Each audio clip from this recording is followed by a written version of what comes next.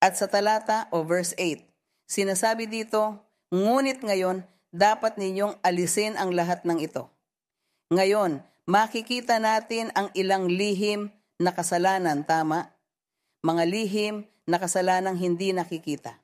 May mga kasalanang nakalista na obvious o nakikita at meron ding mga kasalanang hindi nakikita. Basahin natin ang talata, Check 8. Pero ngayon, kayo mismo ay dapat ang talikuran ng lahat ng ito, galit, matinding puot, malisya, blasphemy, at mga maruruming salita na lumalabas sa inyong bibig.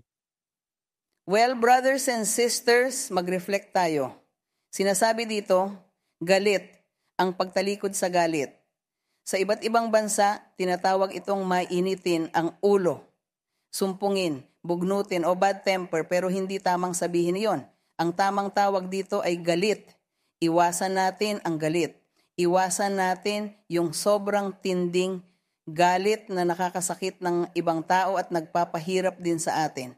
Kasi kapag ang isang tao ay laging galit, hindi lang siya ang nahihirapan, kundi pati yung mga tao sa paligid niya, di ba? Galit, sabi dito, puot na halos kapareho rin ng galit. Ang isang taong puno ng galit ay maaaring umabot sa puntong makakapatay ng iba. Ganoon din ang puot. Kapag puno ng puot ang isang tao, marami siyang magagawang masasama. Pwedeng makasira siya ng mga bagay o makapagsalita ng hindi dapat. Nagsasabi sila ng mga walang kwentang bagay, nakakasakit ng iba at nagiging dahilan para magalit din ang ibang tao at doon nagsisimula ang away at giyera. Iwasan natin ang malisya.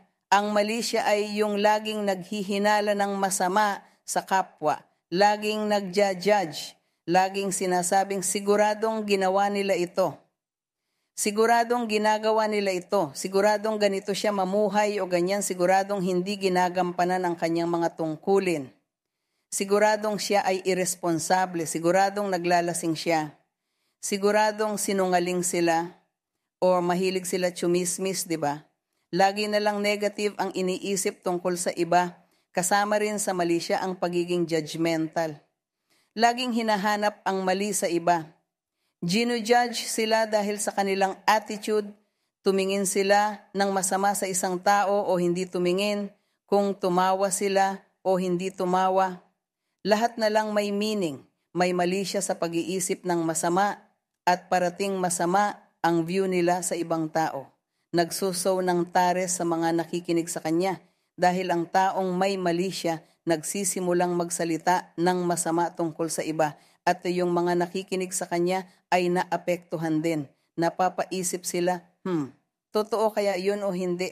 Ganun ba talaga siya? Bakit niya ginagawa yun? Bakit siya ganon? Bakit siya ganon mag-isip? Bakit ang sama niya? Diba? Akala ko mabait siya.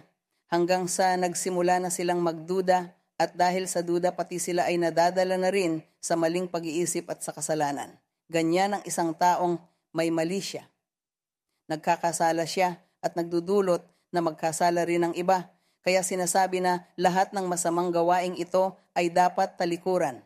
Dapat tayong lumayo rito. Ang susunod ay blasphemy. Well, ang blasphemy ay nangyayari kapag nakilala na natin ang Diyos at naging saksi na ang Diyos ang naglilid sa simbahang ito, na ang Diyos ang sumusuporta sa simbahang ito, sa kongregasyong ito, ako na ang Diyos ay nagmamanifest at siya ang naglalagay ng mga tao. Siya rin ang nag-aalis ng mga tao. Ang Diyos ang naglalagay ng mga leader, mga preacher, mga pastor, maging para sa kabutihan, sa kasamaan, sa pagpapala o sa parusa.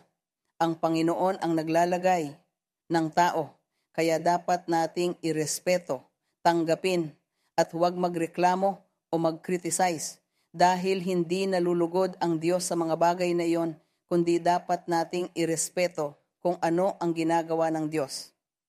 At kung hindi tayo marunong rumespeto at lalabas tayo, magagalit, sisigaw, at magsasabi ng kung ano-ano, kahit na tayo mismo ang nakakita ng mga himala ng Diyos, na nagpakita siya ng kanyang kapangyarihan, na nagpagaling siya, na tinupad niya ang kanyang mga pangako sa kongregasyon at sa mga taong inilagay niya. Pero bigla na lang nating sasabihin na ito'y kasinungalingan, na ito'y mula sa demonyo, na ang mga taong ito ay hindi mula sa Diyos, na nagkamali ang Diyos, na ito'y isang panloloko at isang pandaraya, and doon na tayo nagiging guilty ng blasphemy laban sa Diyos, blasphemy laban sa Panginoon. Kaya mag-ingat tayo, mag-ingat dahil ang Diyos ang naglalagay ng mga tao maging para sa mabuti o para sa masama, katulad ng kung paano pinapahintulutan ng Diyos ang mga namumuno sa mundo. Nilalagay niya ang mga iyon para sa kabutihan man o hindi, para biyayaan o parusahan ang isang bansa. Ito ang ginagawa ng Diyos, Kokonas. Sinasabi dito na ang lahat ay nanggagaling sa Diyos at dapat natin itong irespeto, dapat tayong manalangin sa Panginoon at sabihin, Lord, tingnan mo, hindi ginagawa ng mga taong ito ang tama. Hindi nila tinutupad ang kanilang tungkulin ayon sa iniutos mo sa kanila. Maawa ka, Lord. Tulungan mo kami para hindi magpatuloy ang mga bagay na ganito. Iyon lang ang dapat nating gawin bago tayo umabot sa blasphemy. At sinasabi dito, blasphemy, ano pa? Sinasabi rin dito, filthy language out of your mouth. At kapag sinabi, filthy language out of your mouth, narinig ko na ang maraming tao, maraming believers. Narinig ko ang maraming lalaki, babae o mga kapatid sa simbahan, at doon sa kanilang bahay o trabaho, may hindi kanais-nais at hindi disente silang pananalita o bokabularyo. May masasamang salita, may galit, puot, pagtatalo at maraming insulto. Ang kanilang pananalita ay hindi pananalita ng isang anak ng Diyos. Narinig ko na iyon, na nakita ko na iyon sa aking spiritual journey. Nakita ko na ito sa maraming tao at nagtataka ako bakit kaya ginagawa pa rin nila ito. Hindi sila nagbabago, nakakalungkot iyon.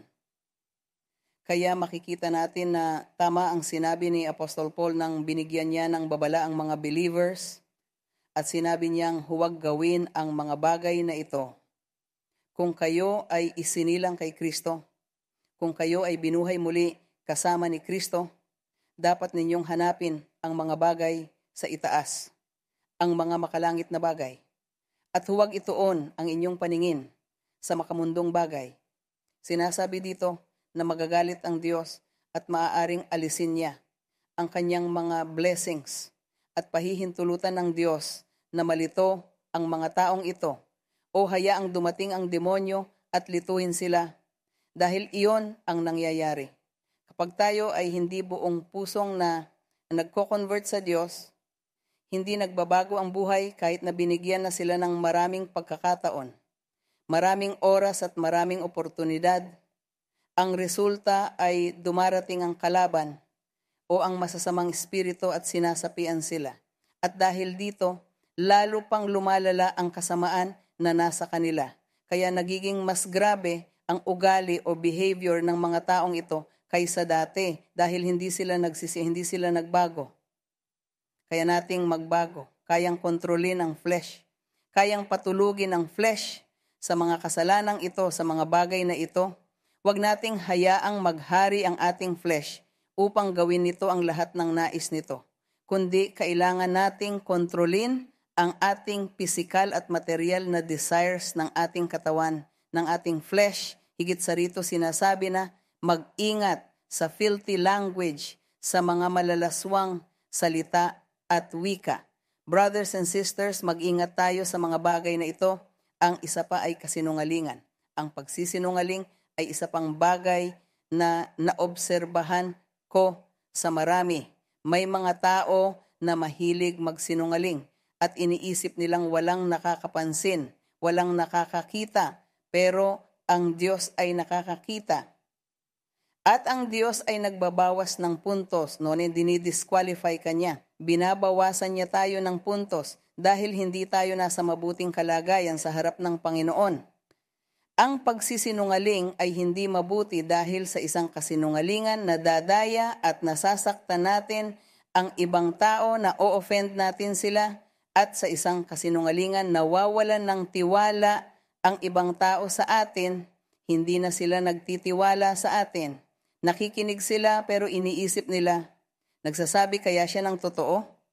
Dahil sa sobrang dami nilang kasinungalingan, nagdududa na ang mga tao kung totoo ba ang sinasabi nila o hindi.